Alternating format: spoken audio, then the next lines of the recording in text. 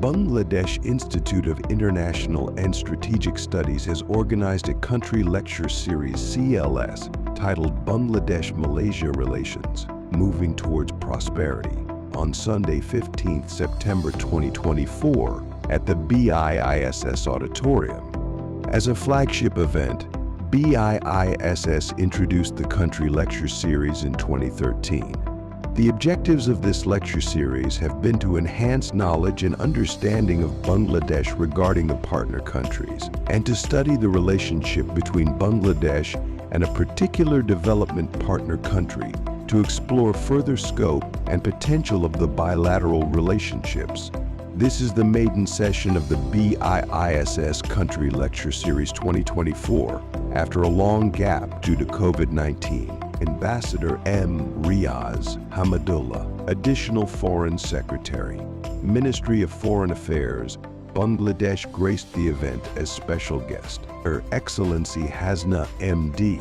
Hashim, High Commissioner of Malaysia to Bangladesh, delivered the keynote presentation. Ambassador AFM Gosal Azam Shorkar presided over the seminar. In his welcome address, Major General Iftikhar Anis, Director General, BIISS, said that Bangladesh and Malaysia enjoy good bilateral relations based on the foundation of faith, history, and culture. Bangladesh has become Malaysia's second largest trading partner in South Asia.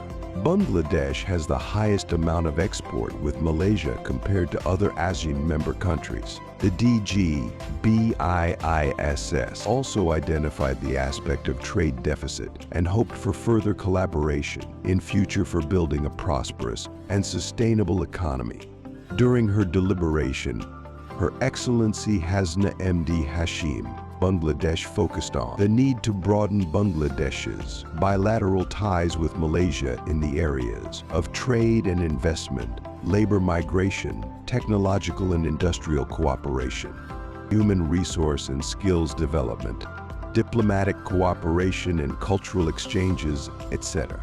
She also talked about the overall nature of Bangladesh-Malaysia relations and provided insightful guidelines for deepening these in the days ahead. Senior officials from different ministries, ambassadors, high commissioners, former diplomats, senior military officials, media, researchers, business people, teachers, and students from various universities, representatives from different think tanks, international organizations, participated in this country lecture series and enriched it by presenting their valuable opinions, comments, suggestions, and observations during the open discussion session.